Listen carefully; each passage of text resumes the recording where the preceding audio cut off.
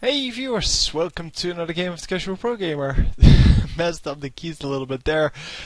And welcome to another StarCraft 2 match between EmpireHappy and roxkisFRAER.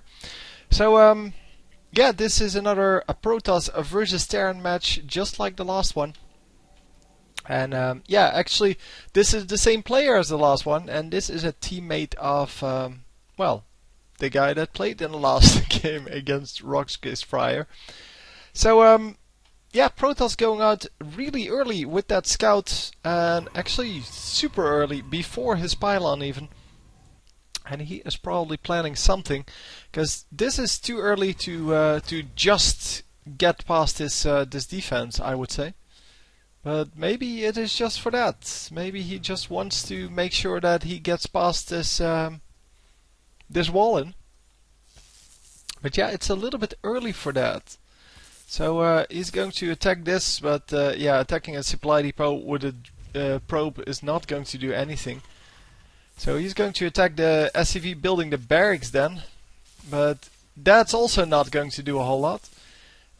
Yeah, obviously going to back up, wait until his shield is back up, and then may go back in. But yeah, this is a huge investment on his part, just sending out that probe so early.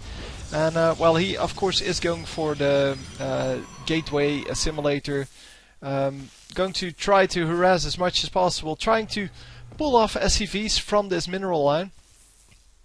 Because if he can do that, if he can get SCVs off the mineral line, he can actually, well, get some of the money back that he lost because of this early, well, this early sending out of a drone.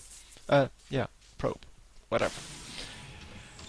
Worker, let's call him a worker. So, yeah, we see just the normal things coming up. So, a cybernetics core now, one assimilator this time. No assimilators yet here. He's going straight for the orbital command. And with one barracks, yeah, he should be doing okay. So the command center going up this time. So there is a faster expansion this time from the Terran player. And that means that he was already ahead because of that early scout that is still not in the base. But yeah, that early scout is cost the Protoss player a little bit of, well, resources. The later expansion also costs him some resources, so he's going to have to build an army right now to make up for that and to get some damage done. Because without doing any damage, he just plain loses here. Unless he can expand. Nah, he's already too late to really, well, get equal with this guy, because, well, it's just, yeah, this command center is already up, and it's going to be running in a few seconds, and he's going to produce extra minerals with it by morphing it into an orbital command, and all in all, that is just going to do very well. Of course, the bunker is going to make sure that nobody's going to get through this. Another bunker going down just to reinforce this this entrance. And he is going for this nexus now. But the nexus is about 100 seconds behind on this command center. So because this command center was completed before the nexus actually started.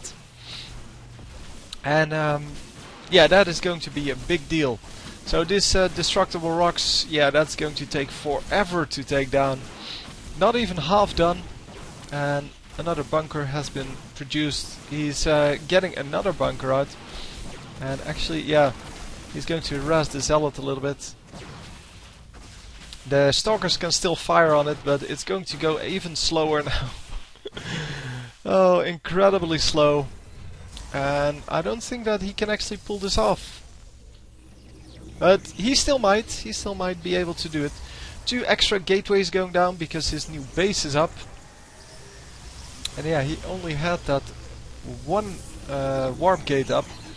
And one warp gate doesn't really keep up with the minerals. So yeah, he could build a whole lot of extra things, so extra pylons, extra nexus, a bunch of extra buildings because of that. And yeah, he's stacking up quite a lot of probes here, but I'm not actually sure how he's doing on the rest. It seems that everything is always on cooldown, which is good, of course. That's the way it's supposed to be. So yeah, he will be warping in some units, and yeah, actually has a pretty decent army out now. But yeah, the Terran is well defended. He did take down those destructible rocks, but as I said, it takes forever to take them down, and because of that, he is not really in a, well, super position. Wow, those force fields. Excellent force fields, making sure that the SCVs cannot repair that bunker. And he is going to take down a whole bunch of SCVs. Actually 10 SCVs going down. Might actually become a little bit more. Because, yeah, he is just using those force fields really well, just blocking off whatever he doesn't want to fight. And of course blocking off that bunker was brilliant. We have seen that before. It is just a great move. Yeah, the blocking off the bunker means that the SCVs can't repair it, and then the bunker will go down really easily. But it does cost you 4 of the force fields, and that is of course a hefty investment, seeing that yeah, you want to use those force fields as, well, sporadically as possible, while engaging in the attack, because you normally want to use them to block off a part of the army when you are being attacked. So if it, well, when the enemy is coming in to attack your units, you want to be able to split that army in half, or even just split a little bit off of it and get something done that way. So a robotics bay going up all the way down here. I don't know why. I don't see a reason why it should go down up here. There is no scout in the base. Maybe he wants to prevent the scan from revealing it, or I don't know. Seems pretty obvious. So the robotics facility is producing some observers here, and the observers are going to be out to detect what kind of an army is incoming. And there's the first observer. It is going to see everything that's going on. And yeah, we have to assume that he's not going to scan to reveal this observer. But yeah, he does see that there are quite a lot of marauders out. 6 marauders. What's this? 19 marines. Would be useful to have just yeah, something like this. 24 marines, 9 marauders, 3 medevacs, and yeah, the air shark once again. Here he has his camo suit on because he doesn't want to get spotted. It is of course not very obvious that there's a shark there if he has his camo suit on, and therefore he becomes even more deadly. So yeah, the Colossus is now revealed. That's why I don't know why he hit that robotics bay, or he tried to hide it. But hey, it doesn't matter. Fact is that it is a good unit, and he lost a couple of his stalkers there for no real reason. So let's see what he has, because he's producing a whole lot. Well, the Terran is producing a whole lot, but the Protoss is also upgrading now. He is producing in batches, of course. He can warp in units virtually instantly, but then has to wait for quite a long time. And yeah, he currently has 2 of these Colossi, 9 Stalkers, and 3 of these, well, with a whole lot of Zealots. And let's see if that will actually work out for him.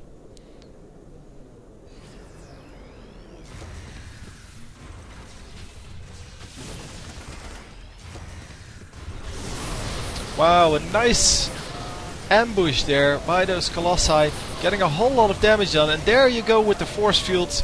The force field trapping a whole bunch of the Marines and Marauders in there, getting a whole bunch of kills just for being there, and getting those force fields up. I mean, your whole army against their half army, yeah, that's always good. So he might actually have come back here. Yeah, resources lost definitely a lot more for our Terran player. He lost, well, 3,200 against 1,400, and that is a big difference. He definitely did not make up for that with his earlier expansion, or just his earlier expansion, I should say. Yeah, there we go, getting a little bit of damage done, and I'm blinking back over. The Blink Stalkers, of course, really good at well, at getting that well, damage done on undefended regions, and then getting back out. It seems that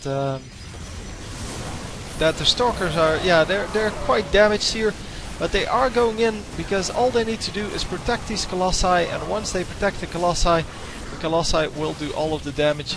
Colossi don't have a difference between armored and non-armored. The rest of the units mostly do. The Zealots don't have that either, though. But most units do have that that distinction between armored and non-armored. And yeah, this is an excellent move, getting the command center and just going to move into that base. And because he took out those destructible rocks, it is going to be very hard to defend, because there are 2 openings to the base. I don't know what's happening to the game all of a sudden. It would be nice if it just continued on.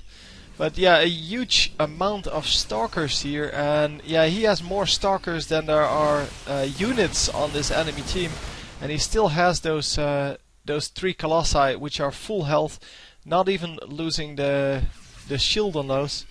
And is he finally producing some air units to deal with those? No, just the medevacs. Not going to deal with them in the conventional way, because the air units will not get past the Stalkers. At least that's what I'm assuming here. That's his train of thought.